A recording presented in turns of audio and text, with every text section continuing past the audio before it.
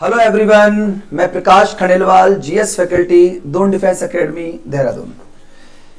आज हम आपके लिए अमेरिका का स्वतंत्रता संग्राम, जो आज का चैप्टर है, उस पर हम चर्चा करेंगे। अमेरिका का जो स्वतंत्रता संग्राम है, क्या है ये मूवमेंट और ये क्यों पॉपुलर रहा और क्या इंपॉर्टेंस रोल प्ले करेगा, इस पे हम पूरा कंप्लीट चर्चा करेंगे आज। यहां जो व्यक्ति आपको दिख रहा है इमेज के अंदर, अगर एक बच्चे से देख पाए इस इमेज को, तो यहां जो व्यक्ति आपको दिख रहा है, ओके, इमेज में जो व्यक्ति दिख रहा है आपको, इसका नाम है जॉर्ज वॉशिंगटन।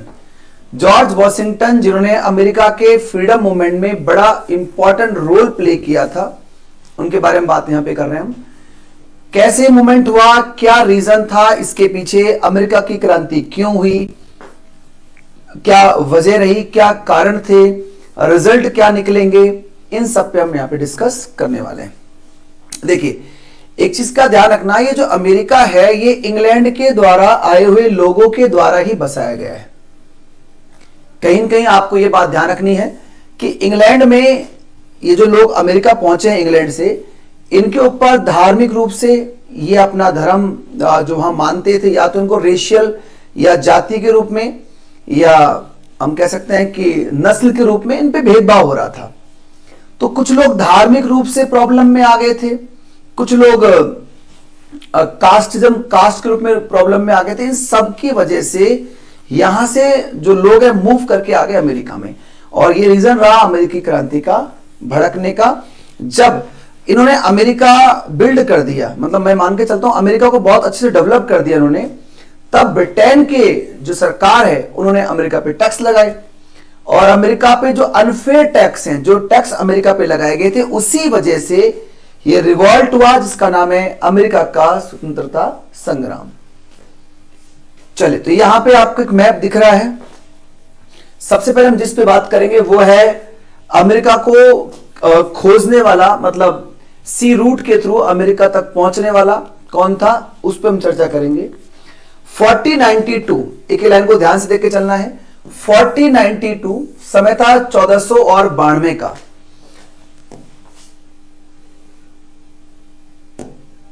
1492 में स्पेन की महारानी नाम है इसाबेल। इसाबेल के प्रोत्साहन से इतालवी नाविक है कोलंबस। देखो बच्चा, ध्यान रखना, ये इटली का है। कोलंबस कहां का है? इटली का। कोलंबस ने प्रशांत महासागर पार कर एशिया पहुंचने के लिए पश्चिम की यात्रा प्रारंभ की। एक्चुअल में जो उसका रूट रहा है वो प्रशांत महासागर के अलावा अटलांटिक महासागर भी रहा है, ठीक है। तो मेनली आप क्या करोगे इसमें, अटलांटिक महासागर। आप यहां पे प्रशांत महासागर के स्थान पर क्या करोगे, अटलांटिक महासागर। मेनली रूट उसने अटलांटिक महासागर का प्राप्त किया था। तो अटलांटिक महासागर प्राप्त कर एशिया पहुंचने के लिए पश्चिम की यात्रा प्रारंभ की। आप यहां देख पाएंगे, यहां से स्टार्ट करता है और ये पूरा ओशन क्रॉस करते हुए कहां पहुंचा, ये अमेरिका आ गया है। तो यूरोप से चलना शुरू करता है कोलंबस, और कहां पहुंच जाता है, अमेरिका पहुंच जाता है। ध्यान रखे चलना। तो मेनली भूमिका किसकी रही है, अटलांटिक महासागर क्रॉस करके आने की रही है, ठीक है। पश्चिम की यात्रा प्रारंभ की, मगर वह एशिया के स्थान पे कहां पहुंच गया, अमेरिका। देखो, कोलंबस निकला था भारत की खोज के लिए। शुरुआत देखिए, कोलंबस बिलोंग करता है इटली से। तो कोलंबस जो था, मतलब इसने पुर्तगाल के राजा से मदद मांगी धन की, कि मुझे धन चाहिए और मैं रूट तय करना चाहता हूं भारत के। लेकिन पुर्तगाल के राजा को इस पे विश्वास नहीं था, बिलीव नहीं था, इसलिए पुर्तगाल के राजा ने मना कर दिया था इसकी यात्रा पे धन लगाने के लिए। बट स्पेन को विश्वास था, स्पेन ने इस पे धन लगाया, और स्पेन की मदद से इसने यात्रा शुरू की। किसी ने कहा होगा कि पश्चिम की ओर जाओगे तो आप भारत पहुंच जाओगे। तो निकला तो ये भारत को ढूंढने था, लेकिन पहुंच गया कहां पर, अमेरिका पहुंच गया। इस द्वीप समूह को कोलंबस ने भारत समझकर यहां के निवासियों को क्या नाम दिया था, रेड इंडियंस। इनको नाम दिया रेड इंडियंस। देखो, ये आया तो दिमाग में वही लेके था कि मुझे भारत पहुंचना है, तो नाम दिया रेड इंडियंस। कोलंबस ने अपनी यह यात्रा एक छोटी नाव, ये एक जहाज है, छोटी नाव, इसको कहते हैं भारी जहाज, तथा दो हल्के जहाजों पिंटा और नीना के साथ प्रारंभ की थी। ये उसके जहाजों के नाम थे जिसके थ्रू वो यात्रा शुरू कर रहा था। ध्यान देने वाली बात है कि कोलंबस ने सी रूट ढूंढ दिया यूरोप से और अमेरिका जाने वाला। ठीक है, अगला पॉइंट देखते हैं। यहां देखिए, पुर्तगाल की सहायता प्राप्त कर एक और अन्य इतालवी नाविक नाम है अमेरिकस वेस्पूजी। अमेरिकस वेस्पूजी जो 1501 में अमेरिका गया, उसने अपने यात्रा संस्मरणों में बताया कि वह एशिया महाद्वीप के स्थान पर नई दुनिया जा पहुंचा। यह भी वहीं पहुंचा अमेरिका। अमेरिकस के संस्मरण के आधार पर एक जर्मन भूगोलवेता ने 1507 में इस नए महाद्वीप का नाम उनके नाम पर अमेरिका रखा। ध्यान देना, अमेरिका जो महाद्वीप है उसका नाम अमेरिका रखा गया है अमेरिकन वेस्पूसी के नाम पर। तो आप कहोगे सर ढूंढने वाला तो कोलंबस था, बट कोलंबस को इस बात का सम्मान नहीं मिला और यह सम्मान मिला अमेरिकस वेस्पूसी को, जिनके नाम पर आज अमेरिका नाम रखा गया है। बट ऐसा नहीं है, कोलंबस को सम्मान देने के लिए बाद में अमेरिका का क्षेत्र पड़ता है कोलंबिया, तो कोलंबिया जो नाम रखा गया था वो आपके कोलंबस के नाम पर रखा गया है। ठीक है, उसे सम्मान देने के लिए।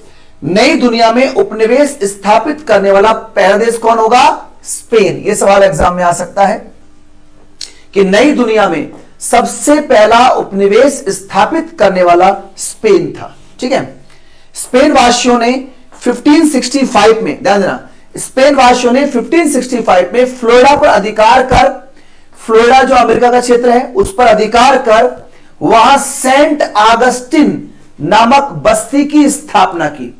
कौन सी बस्ती बसाई? Saint Augustine. यह बस्ती संयुक्त राज्य अमेरिका में यूरोपीय लोगों द्वारा स्थापित की गई पहली बस्ती थी।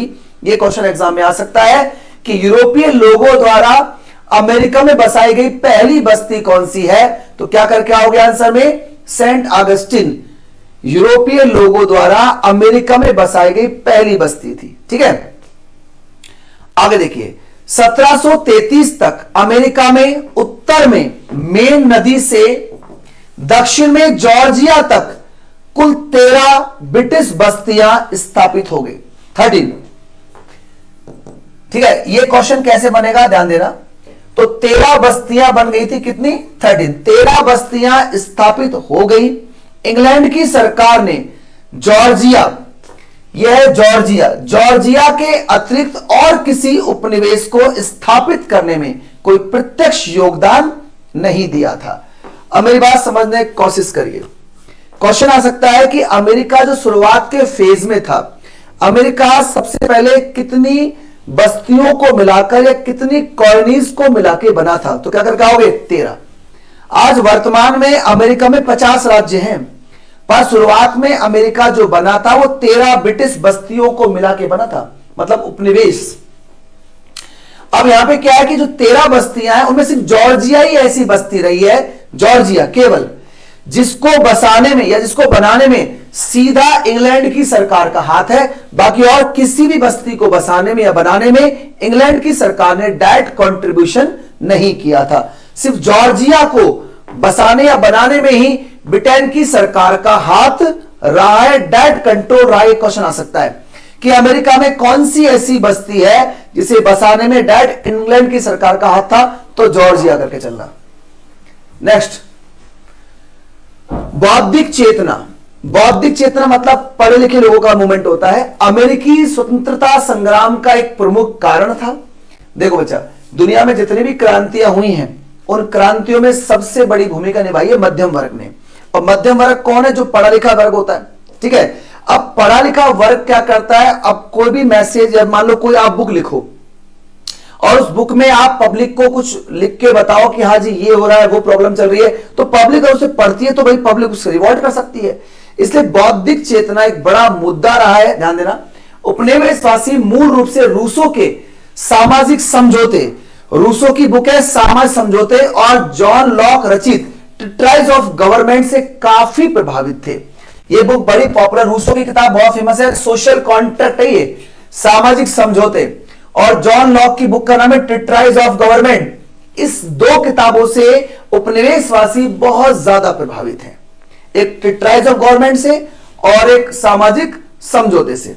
देखो, कहते हैं कि रूसों की जो सामाजिक समझौता बुक है, उसी के बदौलत रूस की क्रांति हुई, उसी के बदौलत आपके अमेरिका रिवॉल्ट हुआ, और फ्रांस की क्रांति में भी इस बुक का बहुत बड़ा रोल प्ले था।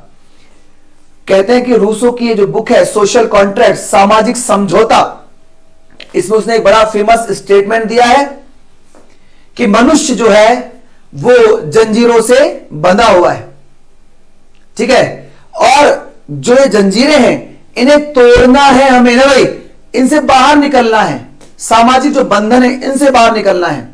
इसका मतलब साफ है कि हम पे जो चारों ओर से जो हम पे अमीर है या जो इस तरह ग्रुप है जिन्होंने हम पे कंट्रोल किया हुआ है, हमें उनसे बाहर आना है। तो ये एक इसकी फेमस स्टेटमेंट भी है। एक और चीज आपको ध्यान रखना चलना है, वॉल्टेयर एक और बड़ा फेमस यूरोपीय राइटर है। वॉल्टेयर रूसों की सामाजिक समझौते बुक से इतना डरता था कि वो अपने तकिए के नीचे लेके इसको सोता था। वो कहता भाई ये बुक बड़ी खतरनाक है, इस बुक से बड़ी बड़ी क्रांतियां हो गई ना भाई। तो इस बुक का बड़ा इंपॉर्टेंट रोल रहता है रूसों का सामाजिक समझौता। आपके एनडीए में यह सवाल पूछा भी जा चुका है, सोशल कॉन्ट्रैक्ट का राइटर कौन होगा? रूसो। यह बेंजामिन फ्रैंकलिन, बेंजामिन फ्रैंकलिन का बड़ा इंपॉर्टेंट रोल प्ले होता है अमेरिकन रिवॉल्ट में। बेंजामिन फ्रैंकलिन ने एक विचार केंद्र की स्थापना की और उनके विचार केंद्र का नाम है अमेरिकन फिलोसॉफिकल सोसाइटी। यह विचार केंद्र अमेरिकन फिलोसॉफिकल सोसाइटी के नाम से, ठीक है, नाम से विख्यात हुआ। क्रांति से पहले उसके समाचार पत्र गजट ने अमेरिका में राजनीतिक जागरूकता पैदा करने में मुख्य भूमिका अदा की थी। उनका एक बड़ा फेमस पेपर भी है गजट, इन्होंने भी काफी बड़ी भूमिका प्ले की है अमेरिकन रिवॉल्ट के दौरान, ठीक है। अमेरिकन फिलोसॉफिकल सोसाइटी के नाम से आपको इस बात का ध्यान रखना है।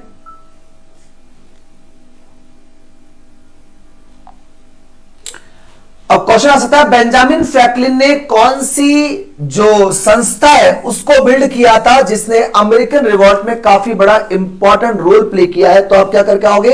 American philosophical society. तो अमेरिकन फिलोसॉफिकल सोसाइटी जो संस्था बनाई गई है वो बनाई गई है बेंजामिन फ्रैंकलिन के द्वारा। यह क्वेश्चन आपके एनडीए एग्जाम में पूछा जा चुका है, ध्यान रखे चलना, ठीक है। अमेरिकन फिलोसॉफिकल सोसाइटी की स्थापना वो किसने की थी? बेंजामिन फ्रैंकलिन ने। ये नेता है अमेरिकन रिवॉल्ट में, काफी बड़ी भूमिका प्ले करते हैं, ठीक है। आगे देखिए, अब आपके सामने ग्रीनविले की नीति। अब ये ग्रीनविले कौन है, इन पे चर्चा करनी। तो ग्रीनविले की पॉलिसी क्या है? 1763 में 1763 में प्रधानमंत्री बनने के बाद ग्रीनविले, ये प्रधानमंत्री ब्रिटेन के, ने महसूस किया कि अमेरिका पर खर्च बहुत हो रहा है और आमदनी कम, टैक्स वहां से कम मिल रहे हैं। हम बहुत पैसा खर्च कर रहे हैं अमेरिका पर, लेकिन हमें टैक्स वहां से कम मिल रहे हैं। तो ग्रीनविले ने क्या किया? उपनिवेशों को प्रभावित करने वाले 4 अधिनियम पास किए, 4 एक्ट बनाए, जिनमें सबसे पहला है शुगर एक्ट। शुगर एक्ट बनाया गया था 1764 में। ग्रीनविले की पॉलिसी में 4 एक्ट आएंगे। नंबर 1 शुगर एक्ट है, सबसे प्रमुख है। इसके अनुसार सीरे, रम और चीनी पर, सीरा, रम और चीनी, मतलब सीरा और रम को मिला के, अब चीनी का निर्माण उससे, जब चीनी बनाते हो तो गन्ना जब पिलता है तो उसमें आपका सीरा अलग हो जाता है ना भाई। तो ये सब चीजें जो इंपॉर्टेंट होती है शुगर जो इंडस्ट्री उसमें काम आती हैं। तो सीरे, रम और चीनी पर सीमा शुल्क बढ़ा दिया गया। तो यहां पे क्या बढ़ा दिया है? कस्टम, सीमा शुल्क बढ़ा दिया गया। यह सीरा एक्ट 1733 का ही विस्तार था। मतलब ये शुगर एक्ट जो है वो सीरा एक्ट का ही विस्तार है। तो क्या बढ़ गया भाई? शुगर एक्ट पर कस्टम बढ़ चुकी है, ठीक है। थोड़ा ध्यान दीजिए क्या हुआ इसमें। मतलब यह हुआ कि आज से पहले जो अमेरिका के लोग हैं, अगर वो कहीं से भी, जैसे डच हुआ या जो फ्रांस हुआ, वहां से अगर मान लो सीरा या रम वगैरह मंगाते हैं, चीनी बनाने का जो प्रोसेस है, अगर मान लो वो इनको सामान मंगाते हैं किसी और देश से, तो अब इन पे कस्टम लगेगी। इसका मतलब अमेरिका में आने वाला सामान अब महंगा हो जाएगा, ठीक है। कस्टम मतलब जानते हो आप। अब वो चीज जब इंडिया में वो चीज जब अमेरिका में आएंगे तो महंगी होंगी। अगर मान लो कच्चा माल महंगा होगा तो तो चीनी महंगी होगी, सिंपल सी बात है। तो अमेरिका में चीनी अभी तक जिस रेट पे बिक रही थी अब वो महंगी बिकेगी। इसी चीज का विरोध हो रहा है कि भाई ब्रिटेन कौन है जिसने ये सारे कर लगा देने हैं ना भाई, कौन है ब्रिटेन, क्योंकि हम ब्रिटेन को नहीं समझते और विरोध भी यही ना, अनफेयर टैक्स है, ये कोई मतलब नहीं है, अनफेयर टैक्स है। आप खामे खा इन चीजों को महंगा कर रहे हो जो हमारे यहां पर काम किए। मतलब ब्रिटेन ये कहना चाह रहा है कि अगर तुम चीनी मंगाओ तो हमसे मंगाओ ताकि हम उन पे टैक्स नहीं लगाएंगे और हमारा माल बिकेगा, उनका मकसद ये था। तो बाहर के और देशों से आने वाली चीनी महंगी हो रही है। चलिए आगे देखिए, स्टाम्प एक्ट है 1765 का, यह है आपका स्टाम्प एक्ट। स्टाम्प एक्ट क्या है, उसका काफी विरोध हुआ है भाई, सबसे बड़ा विरोध इसी का था, स्टाम्प एक्ट का। स्टाम्प अधिनियम के अनुसार सरकारी अदालती स्टाम्प पेपर का प्रयोग, जो स्टाम्प पेपर लगता है उसका प्रयोग आरंभ किया गया। यह सभी न्यायिक और गैर न्यायिक, या तो आप जुडिशियल काम करेंगे नॉन जुडिशियल, उन सब पर करारनामों, समाचार पत्रों, विज्ञापनों आदि के लिए अनिवार्य कर दिया गया। किंतु अमेरिका में स्टाम्प एक्ट का काफी विरोध हुआ। मतलब यह है कि कोई भी काम आप करो, चाहे जुडिशियल करो चाहे नॉन जुडिशियल करो, सब पे आपको स्टाम्प लगाना है। अमेरिका में इस स्टाम्प एक्ट का काफी विरोध हुआ, ठीक है। और 9 बस्तियों के प्रतिनिधियों ने न्यूयॉर्क में एक सम्मेलन कर अमेरिका में कर लगाने के इंग्लैंड के मौलिक अधिकार का क्या किया, विरोध किया। यह सवाल तुम्हारे एग्जाम में आ चुका है कि स्टाम्प एक्ट का विरोध कहां हुआ था, तो प्लेस करेंगे न्यूयॉर्क में हुआ था। और कितनी बस्तियों ने इसका विरोध किया था, 9। कुल कितनी है, 13। सबकी सब तो नहीं आई थी विरोध करने के लिए, बट 9 बस्तियों के जो प्रतिनिधि थे उन्होंने न्यूयॉर्क में एक सभा बुलाई और उस सभा के माध्यम से स्टाम्प एक्ट का क्या किया, विरोध किया। इस कारण अमेरिका में एक नया नारा उठा, बिना प्रतिनिधित्व के कर नहीं, नो टैक्स विदाउट रिप्रेजेंटेशन। मतलब बिना प्रतिनिधित्व कर नहीं, हमारा रिप्रेजेंटेशन ही नहीं है अगर मान लो इंग्लैंड में, तो हम टैक्स क्यों देंगे, ठीक है। इसका मतलब है इंग्लैंड की संसद, यह पॉइंट है, इंग्लैंड की संसद जिसमें कोई अमेरिकी नहीं बैठता, उसे अमेरिका में कर लगाने का अधिकार नहीं है। जब हम अमेरिका में बैठते ही नहीं है, क्योंकि ये टैक्स लगाए हैं इंग्लैंड की संसद ने, वो कह रहे हैं कि इंग्लैंड की संसद में जब कोई अमेरिकी बैठता ही नहीं है तो इंग्लैंड की संसद को हम पे कर लगाने का कोई अधिकार नहीं बनता। उपनिवेशवासियों का कहना था कि उनका वैधानिक संबंध सम्राट से, किससे है, सम्राट से। यदि सम्राट को किसी उपनिवेश से धन की आवश्यकता है तो वो दे सकते हैं, किंतु ब्रिटिश संसद को अधिकार नहीं है। देखो बात अब कहां आके रुकती है, ये कर लगाए हैं ब्रिटिश की पार्लियामेंट ने, ब्रिटेन पार्लियामेंट ये टैक्स लगा रही है। अमेरिकन कहते हैं कि भाई नो, मतलब बिना प्रतिनिधित्व के कर नहीं, तो नो रिप्रेजेंटेशन, हम वहां पे रिप्रेजेंट ही नहीं करते अपने आप को, तो विदाउट रिप्रेजेंटेशन टैक्स क्यों, तो नो टैक्स विदाउट रिप्रेजेंटेशन। आज हम रिप्रेजेंट होते ही नहीं आपकी पार्लियामेंट में, तो टैक्स भी आप क्यों लगा रहे हो। इस चीज का ये एक तरह से स्लोगन आ गया इस स्टाम्प एक्ट में। और वो कहते हैं कि सम्राट, चूंकि हम ब्रिटेन से आए, मान लेता हूं सम्राट से हमारे लीगल रिलेशन हो सकते हैं, तो अगर सम्राट को धन चाहिए, सम्राट को अगर पैसा चाहिए, तो सम्राट हमसे बोल देना ना भाई हम टैक्स देने को, हम पैसा पे करने को तैयार है, अगर सम्राट को चाहिए तो। बट ब्रिटिश पार्लियामेंट को तैयार नहीं हम देने को। इस बात को कहा गया था इस स्टाम्प एक्ट के दौरान, ध्यान रख के चलना। चलिए अगला पॉइंट देखते हैं इसके अंदर। इस एक्ट का विरोध करने के लिए अमेरिका में, ये ध्यान में, ये भी क्वेश्चन एग्जाम आता है, स्वाधीनता का पुत्र और स्वाधीनता की पुत्रियां नामक संगठन बनाए गए, ठीक है। मतलब सन ऑफ फ्रीडम या डॉटर ऑफ फ्रीडम, ये कह सकते हैं कि संगठन बने अमेरिका में। पैट्रिक हेनरी एक व्यक्ति है इस मूवमेंट के दौरान, पैट्रिक हेनरी ने स्टाम्प अधिनियम का विरोध किया और ये कहकर जान यूको में फूंक दी, या तो मुझे क्या दो, स्वतंत्रता दो, फ्रीडम दो, या मुझे क्या दो, मृत्यु दो। मतलब इससे कम में सहमत नहीं हूं, या तो मुझे दो आजादी या मुझे दो आप मृत्यु। ये स्टेटमेंट पूछ सकता है कि किसने कहा था, तो पैट्रिक हेनरी ने कहा था। कब कहा था, स्टाम्प एक्ट के दौरान कहा था, ध्यान रख के चलना। ग्रीनविले द्वारा उपनिवेशों को प्रभावित करने वाले 4 अधिनियमों में शुगर एक्ट और स्टाम्प एक्ट के अतिरिक्त और भी हैं। तीसरा है करेंसी एक्ट, यह है करेंसी एक्ट। एक्चुअली में नंबर 1 पे शुगर एक्ट आएगा, दूसरे पे करेंसी आएगा और तीसरे पे आएगा स्टाम्प एक्ट और चौथे पे आएगा क्वार्टरिंग, क्योंकि दोनों 1765 में हुए हैं। ठीक है, तो करेंसी एक्ट आया आपका 1764, 17 होगा, सॉरी सर, है ना, यह आएगा 1764 करना, ये 1964 दिया है, गलत है यहां पे, यह आएगा 1764। ये हो जाएगा आपका करेंसी एक्ट और क्वार्टरिंग एक्ट होगा आपका 1765 में। ठीक है, तो पहला कौन सा हो गया, शुगर एक्ट, दूसरा कौन सा हो गया, करेंसी एक्ट, इन्हें क्रम में जमाना हो, और तीसरा हो गया स्टाम्प एक्ट 1765 और चौथा हो गया क्वार्टरिंग एक्ट 1765। ठीक है, चलिए करेंसी एक्ट क्या है, इसके अनुसार अमेरिकी उपनिवेशों में दूसरे देशों के साथ प्रचलित हुंडी, हुंडी यानी कि एक तरह से वैधानिक मुद्रा का रूप होती है, तथा कागजी मुद्रा पर प्रतिबंध लगा दिया गया, जिससे केवल अंग्रेजी मुद्रा का ही प्रयोग हो सके। इस करेंसी एक्ट में क्या हुआ कि अमेरिका में चलने वाली कोई भी करेंसी जो बाहर के देशों से अमेरिका में आती है, अब वो लीगल नहीं होगी।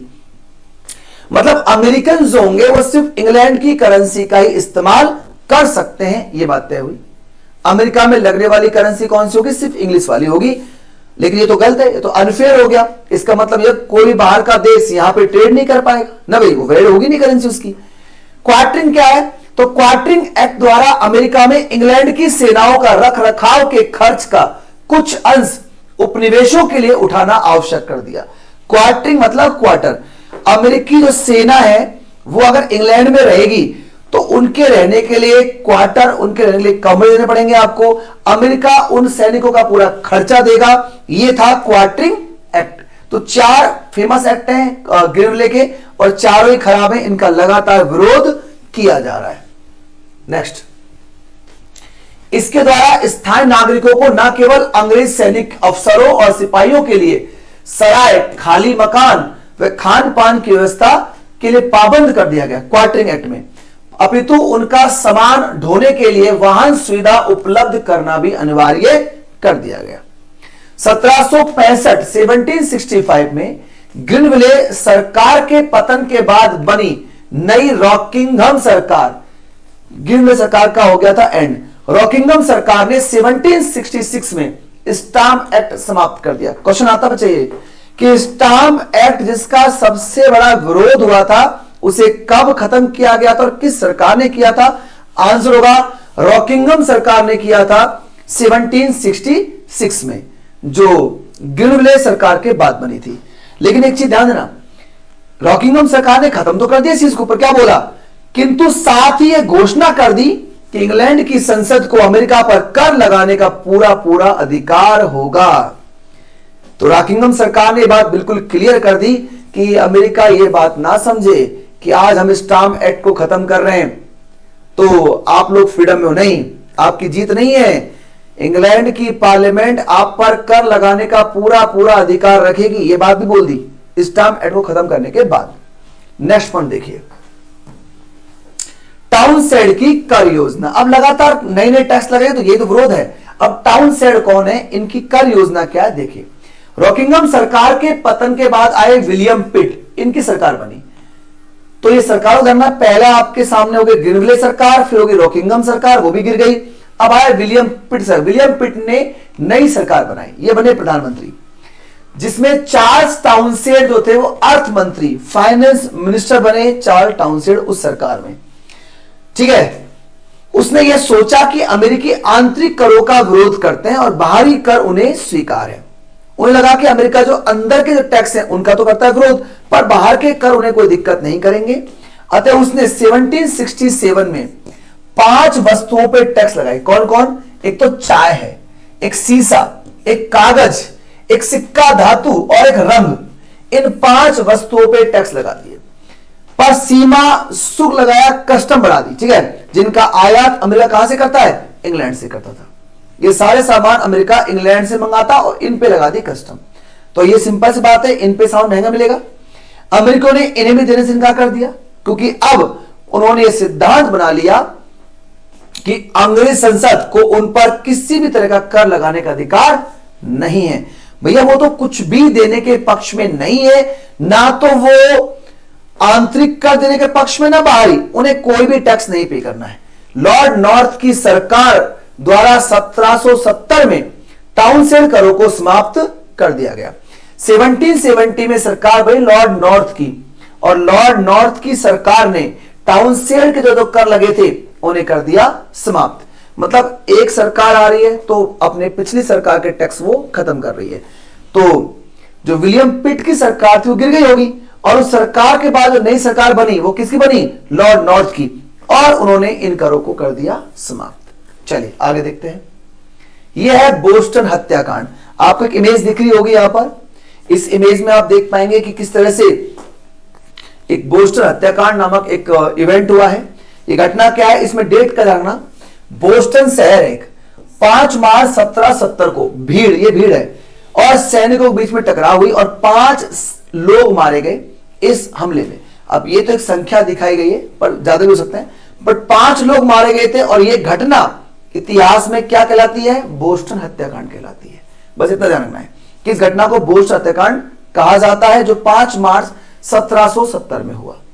आगे देखिए, यह है बोस्टन टी पार्टी। बड़ा इंपॉर्टेंट पॉइंट होगा, वेरी इंपॉर्टेंट, मोस्ट में लिख रहा हूं यहां पे, इसके चांस सबसे ज्यादा होते हैं एग्जाम में आने के। बोस्टन टी पार्टी इमेज आप देख रहे हैं, एक जहाज खड़ा हुआ है, उस जहाज में बहुत सारे पेटियां हैं चाय की, और चाय की पेटियों को समुद्र में डाला जा रहा है। ऐसा क्यों होगा, उसके पीछे का इतिहास सुन लीजिए। देखिए बोस्टन टी पार्टी क्यों हुई, पहले क्या था, आप इस बात को थोड़ा सा ध्यान रखना, ये घटनाओं को पूछ सकता है। बोस्टन टी पार्टी क्यों हुई? पहले क्या था, भारत से चाय जो आती थी, मेनली चाय जो है वो भारत से आती है इंग्लैंड में, तो भारत से चाय आती थी पहले, इंग्लैंड होते हुए कहां पहुंचती थी? अमेरिका। तो मतलब मान के चलिए भारत से चाय गई इंग्लैंड, और इंग्लैंड से कहां पहुंची? अमेरिका गई। तो देखी जाए तो अमेरिका में चाय महंगी है, क्योंकि पहले यहां जाएगी फिर यहां जाएगी, तो 2 बार क्या लग गया, एक तरह से कस्टम पड़ गया। या हम ये कह सकते हैं कि बिचौलिए जो हैं या जो स्मगलर्स होंगे वो यहां पे उसे महंगा कर सकते हैं। ठीक है, अब इंग्लैंड को लगा कि यार अमेरिकी लोगों को कुछ राहत दी जाए, तो उन्होंने कहा कि चाय उनके लिए सस्ती हो सकती है। एक काम हो सकता है कि सीधा भारत से चाय अगर अमेरिका आ जाए तो क्या बुराई है, तो भारत से सीधा चाय हम सीधा कहां पहुंचेंगे? अमेरिका भेजेंगे, ताकि उन लोगों को चाय सस्ती मिले। मकसद बढ़िया था इंग्लैंड का, ऐसा कोई गलत नहीं है। लेकिन नुकसान किसको होगा? नुकसान उसको होगा जो इंग्लैंड और अमेरिका के बीच में चाय का आयात निर्यात करता ना, उसको होगा नुकसान। उन लोगों को नुकसान होगा जो इंग्लैंड से अमेरिका चाय बेच रहे हैं, उनकी तो कमाई खत्म हो गई ना। ठीक है, विरोध इस चीज का है। एक व्यक्ति है सैमुअल एडम्स। सैमुअल एडम्स जो है वो व्यक्ति क्या है? स्मगलर है, मान के चलिए। वो चाय का आयात निर्यात करता है इंग्लैंड और अमेरिका के बीच में। तो उसने क्या किया, एक प्लान किया और बहुत सारे लोग इकट्ठा करके ये बोस्टन बंदरगाह है, यहां पे चाय की पेटियां रखी थी और उन चाय की पेटियों को समुद्र में फेंक दिया। ये था बोस्टन टी पार्टी। ये ध्यान रखे चलना है। देखो, लॉर्ड नॉर्थ की ब्रिटिश सरकार ने ईस्ट इंडिया कंपनी को राहत देने व चाय की तस्करी को निरुत्साहित करने के लिए भारतीय चाय को सीधे अमेरिका ले जाने की इजाजत दे दी। इससे कंपनी और अमीर जनता दोनों को लाभ होगा, किंतु अमेरिका के तस्कर और मध्यम दर्जे के व्यापारियों को इससे क्या होगा? नुकसान होगा। एक को फायदा, एक को नुकसान होने वाला है। ठीक है, घटना क्या है? नॉर्थ की चाय योजना के विरुद्ध पूरे देश में जबरदस्त आंदोलन प्रारंभ हो गया। विरोध का स्वर प्यूरिटन बस्ती मैसाचुसेट्स के बंदरगाह बोस्टन में सबसे ज्यादा था। यह जो बंदरगाह पड़ता है मैसाचुसेट्स, एक जगह है अमेरिका में, वहां का बंदरगाह है बोस्टन, वहां ज्यादा था। घटना का टाइम पूछता है बच्चा, सबसे ज्यादा सवाल इसमें बनेगा डेट पर। 16 दिसंबर 1773 की घटना है ये, बोस्टन टी पार्टी। 16 दिसंबर 1773 को सैमुअल एडम्स के नेतृत्व में कुछ अमेरिकी कुलियों का भेष बनाकर बोस्टन बंदरगाह पर खड़े ईस्ट इंडिया कंपनी के जहाजों पर चढ़ गए और उन्होंने चाय की 340 पेटियां समुद्र में फेंक दी। ठीक है, इस घटना को बोस्टन टी पार्टी कहा जाता है। यही घटना क्या कहलाती है? Boston T party. Boston T party की घटना से क्रुद्ध ब्रिटिश सरकार ने 1774 में, ध्यान देना, 1774 में उपनिवेशों के विरुद्ध दमनात्मक कानून पारित किए। चाय के नुकसान की क्षतिपूर्ति नहीं करने तक बोस्टन बंदरगाह को बंद रखा जाएगा। गवर्नर के अधिकारों में वृद्धि कर दी गई। क्वार्टरिंग कानून बनाकर सैनिकों को उपनिवेशों के खाली मकान रहने का अधिकार दे दिया गया। यह शक्ति है ब्रिटेन की। देखो, ब्रिटेन की शक्ति इसलिए भी है कि अगर बाई चांस ब्रिटेन सरकार यहां पे डाउन हो जाती है तो उससे तो स्मगलर्स का और ज्यादा मनोबल बढ़ेगा। इसलिए ब्रिटिश सरकार ने बड़े हार्ड रूल बनाए और ये कठोर कानून पास कर दिए इस बोस्टन टी पार्टी के बाद कि बोस्टन बंदरगाह तब तक नहीं खोला जाएगा जब तक चाय की क्षतिपूर्ति अमेरिका ना कर दे। ठीक है, तो एक तो डेट आ सकती है एग्जाम में और एक लीडर। सैमुअल एडम्स इस पूरी प्रकरण के नेता हैं बोस्टन टी पार्टी के, और डेट है 16 दिसंबर 1773। आगे देखिए, अब अमेरिकी विरोध करेंगे तो अब सिंपल सी बात है, उनके लिए अब एक इवेंट तैयार करना है। अपने लिए वो एक संस्था बनाएंगे जिस संस्था के माध्यम से वो विरोध करेंगे ब्रिटेन का। यह प्रथम महाद्वीपीय कांग्रेस। वर्जीनिया के आमंत्रण पर, वर्जीनिया जो कॉलोनी है उसके आमंत्रण पर, क्वेश्चन आ सकता है, जॉर्जिया को छोड़कर, यह क्वेश्चन एग्जाम में आता है कि प्रथम महाद्वीपीय कांग्रेस में कौन सी बस्ती ने भाग नहीं लिया था। किसने भाग लिया था? जॉर्जिया ने। आपको याद है ना, जॉर्जिया बस्ती बसाई गई थी इंग्लैंड के द्वारा, तो हो सकता है इसलिए भी उसने भाग नहीं लिया है। जॉर्जिया को छोड़ सभी उपनिवेशों के कुल 56 प्रतिनिधि, 56, 5 सितंबर 1774, 5 सितंबर 1774, आपके एनडीए का सवाल भी है ये। 5 सितंबर 1774 को प्लेस क्या होगा? फिलाडेल्फिया। इसके आने के सबसे चांस होंगे कि प्रथम महाद्वीपीय कांग्रेस कहां पे आयोजित की गई? फिलाडेल्फिया में एकत्रित हुए। कब हुई? 5 सितंबर 1774। जॉर्जिया नहीं आया था, आमंत्रण था वर्जीनिया का। प्रतिनिधियों में मैसाचुसेट्स के जॉन एडम्स, यहां पे जाना, यह है जॉन एडम्स, ठीक है, तथा सैमुअल एडम्स। जॉन एडम्स और सैमुअल एडम्स, ये तो है आपके मैसाचुसेट्स के। वर्जीनिया का है जॉर्ज वाशिंगटन, यह है जॉर्ज वाशिंगटन, तथा पैट्रिक हेनरी। कौन कौन लोगों ने भाग लिया था? नाम आ सकता है।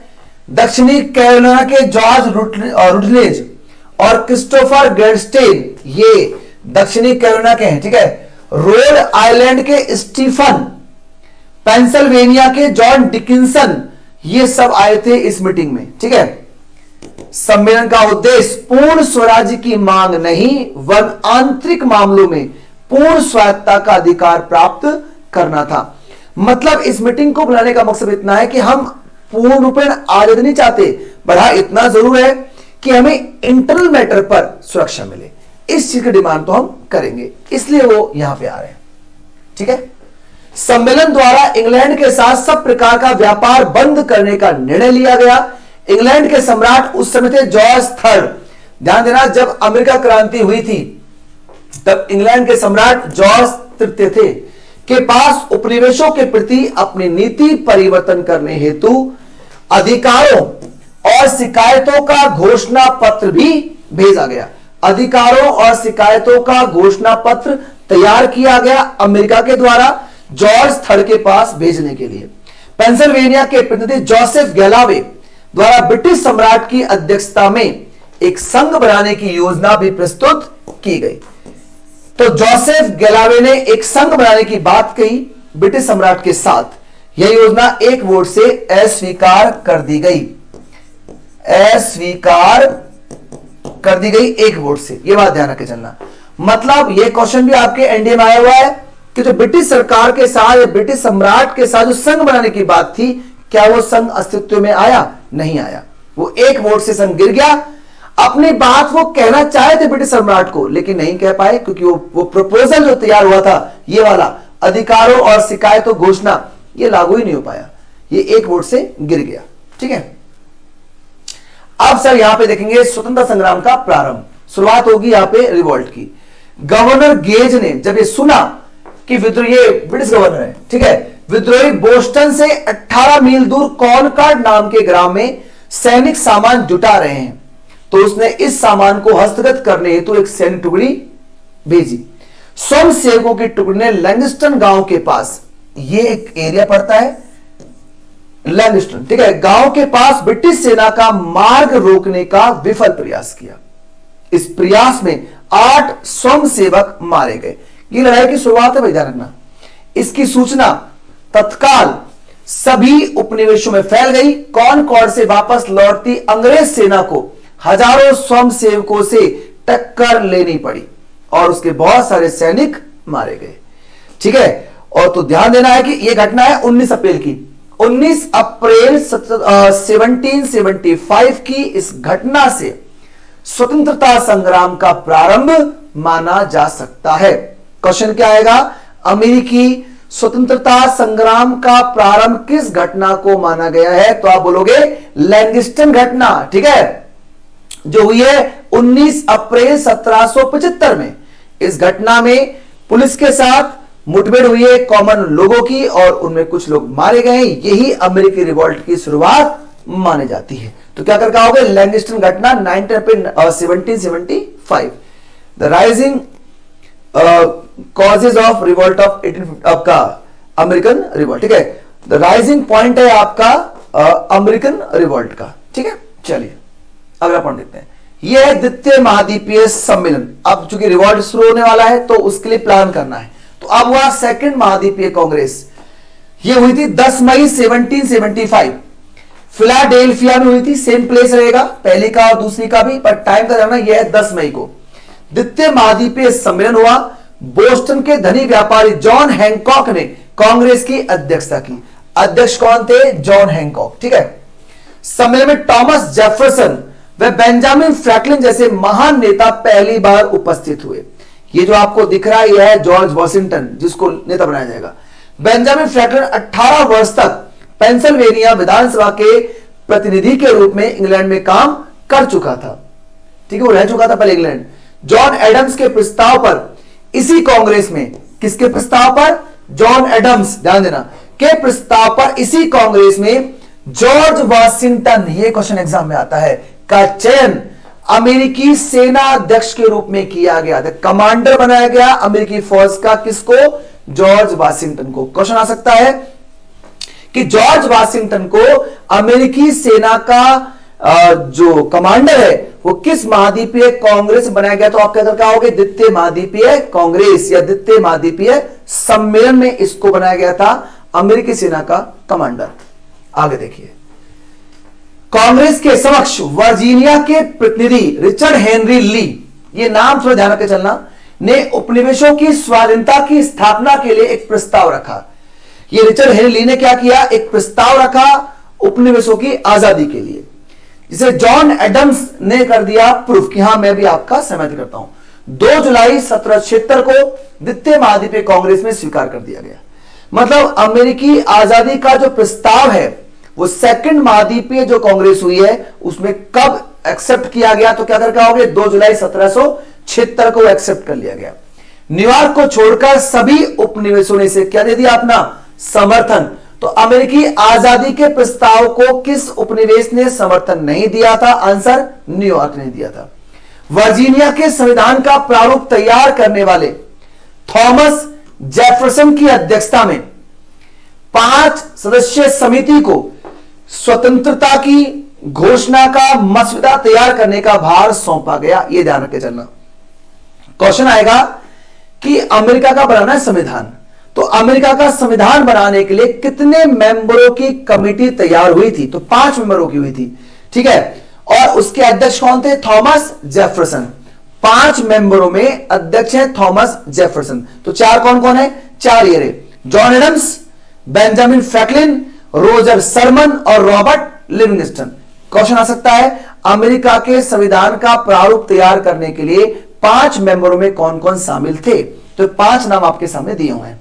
इस घोषणा का मूल प्रारूप थॉमस जेफरसन ने तैयार किया था, जिसमें बेंजामिन फ्रैंकलिन और जॉन एडम्स द्वारा मामूली संशोधन किया गया था, हल्का फुल्का, बाकी तैयार किया था थॉमस जेफरसन ने। क्वेश्चन आ सकता है ये अमेरिकी संविधान का जो मसौदा है, जो प्रारूप है, वो किसने तैयार किया था? थॉमस जेफरसन ने। आगे देखिए, 4 जुलाई 1776 को टॉमस जेफरसन ने फिलाडेल्फिया में अमेरिकी स्वतंत्रता की घोषणा कर दी। 4 जुलाई को ही मनुष्य के नैसर्गिक अधिकारों का यह सिद्धांत प्रसिद्ध चिंतक जॉन लॉक की पुस्तक सेकंड ट्रीटाइज ऑन गवर्नमेंट से ग्रहण किया गया है। आपको पता है स्वतंत्रता की घोषणा के साथ ही अमेरिका का जो संग्राम है वो प्रारंभ हो गया। इसी घटना की याद में अमेरिका का जो राष्ट्रीय दिवस है वो 4 जुलाई को मनाया जाता है। इधर 4 जुलाई वो दिन था जिस दिन अमेरिका के फ्रीडम की घोषणा की थी टॉमस जेफरसन ने, ठीक है। और इसीलिए आज 4 जुलाई जो है वो नेशनल डे है अमेरिका के लिए एज ए राष्ट्रीय दिवस, ठीक है भाई। हम क्लोजिंग की ओर आएंगे। अब हम बात करेंगे संघर्ष की कुछ घटनाओं की। सबसे पहले देखो एक्शन देखिए। अंग्रेज जनरल विलियम हो हैं 1776 में फिलाडेल्फिया कांग्रेस के सेनापति जॉर्ज वाशिंगटन के साथ उनकी लड़ाई होती है। किसकी? विलियम हो की। और लड़ाई होती है बंकर हिल। इस लड़ाई का नाम है बंकर हिल की लड़ाई। ध्यान देना, सबसे पहला जो युद्ध हुआ वो बंकर हिल का हुआ। इस युद्ध में वाशिंगटन हार जाता है। किसके हाथों? विलियम हो के हाथों। फिलाडेल्फिया पर अधिकार हो गया ब्रिटेन का। परंतु अगली बार 77 में अक्टूबर 1770 में जॉर्ज वाशिंगटन ने दूसरे अंग्रेज जनरल है बुर्गोयन को हराया। कहां पर? साराटोगा के युद्ध में। बंकर हिल में वाशिंगटन हारा, पर साराटोगा में वाशिंगटन जीत गया, ठीक है। और अब वो यहां पे अंग्रेजों को आत्मसमर्पण करने के लिए बाध्य कर रहा है, ठीक है। इस विजय का श्रेय बेनेडिक्ट अर्नोल्ड को था, जिसने अमेरिकी सेनाओं का वास्तविक नेतृत्व किया था। अर्नोल्ड ने। साराटोगा के युद्ध का महत्व परिणाम यह हुआ कि फ्रांस, स्पेन, हॉलैंड आदि यूरोपीय देश अब अंग्रेजों के विरुद्ध अमेरिका का साथ देने के लिए तैयार हो गए। देखो, यूरोप के कुछ और देश भी अब अमेरिका का साथ दे रहे हैं इस युद्ध में। अमेरिका के जीतने के बाद फ्रांस भी दे रहा है, स्पेन दे रहा है और हॉलैंड भी। जॉर्ज वाशिंगटन ने फ्रांसीसी सेनापति लफायते की मदद से 19 अक्टूबर 1781 को यॉर्कटाउन मतलब वर्जीनिया के युद्ध में लॉर्ड कॉर्नवालिस को परास्त कर दिया। बच्चा ध्यान देना, अमेरिकी आजादी का यह अंतिम वॉर है। कौन सा? यॉर्कटाउन मतलब वर्जीनिया का युद्ध। और इस युद्ध में जॉर्ज वाशिंगटन ने किसको हराया? कॉर्नवालिस को, ब्रिटिश सेनापति को। और इसको हराते ही अमेरिकी क्रांति हो गई है पूरी। तो 3 युद्ध हुए, बंकर हिल, साराटोगा और यॉर्कटाउन। यॉर्कटाउन यानी कि वर्जीनिया, इस युद्ध में तो हार गया लॉर्ड कॉर्नवालिस। और इसके हारते ही अमेरिकी क्रांति पूर्ण हो चुकी, क्योंकि अमेरिका जीत चुका है, ठीक है। यहां देखिए, अब हुई वर्साई की पेरिस की संधि। 3 सितंबर 1783 को हुई वर्साई की संधि। और इसके अनुसार इंग्लैंड ने 13 अमेरिकी बस्तियों की जो स्वतंत्रता है उसको मान्यता दे दी। यह क्वेश्चन एग्जाम आ सकता है कि कब मिली मान्यता 13 बस्तियों को फ्रीडम की? 3 सितंबर 1783 वर्साई की संधि से। संधि दौरान इंग्लैंड का प्रतिनिधित्व किसने किया था? रिचर्ड ऑसबॉल्ड ने किया था। और अमेरिका किसने किया था? बेंजामिन फ्रैंकलिन ने। इस संधि दौरान 2 लोग आए, अमेरिका से आए बेंजामिन फ्रैंकलिन और यहां से आए रिचर्ड ऑसबॉल्ड। नया संविधान देखिए, 4 पृष्ठों का नवनिर्मित संविधान 55 व्यक्तियों द्वारा हस्ताक्षर करने के बाद 4 मार्च 1789 से लागू हुआ। अमेरिका का संविधान लागू हुआ 4 मार्च 1789 से। संविधान के अनुसार गठित नई सरकार का प्रथम राष्ट्रपति बनाए गए जॉर्ज वाशिंगटन और उपराष्ट्रपति बने जॉन एडम्स। ये अमेरिका के पहले राष्ट्रपति हैं, जॉर्ज वाशिंगटन। नए संविधान के अनुसार पूर्ण जनतंत्र कायम नहीं हुआ। इनकी पूरा जनतंत्र तो कायम नहीं हुआ, लेकिन आगे धीरे ये पॉइंट बनता जाएगा। स्त्रियों, निग्रो और बहुत से श्वेतों को मताधिकार से अब भी वंचित रखा गया। हाँ, अमेरिका में बहुत बाद में इनको राइट्स मिले, किंतु फिर भी विश्व में अमेरिका में पहली बार मध्यम वर्ग को मताधिकार द्वारा राजनीतिक अधिकार प्राप्त हुए। तो यह था अमेरिका का रिवॉल्ट। मतलब आप ये मान के चलिए कि किन किन स्टेप्स पे रिवॉल्ट हुआ है और क्या क्या घटनाएं घटी हैं, ये ध्यान रख के चलना है। मैं उम्मीद करता हूं बच्चों आपको टॉपिक समझ में आ गया होगा। बाकी कोई डिस्कस करना है तो आप मुझसे डिस्कस कर सकते हैं। एंड गुड लक बच्चों, नेक्स्ट चैप्टर हम आपके लिए लेके आएंगे। तब तक bye. Kindly subscribe D-Day YouTube channel and don't forget to press bell icon.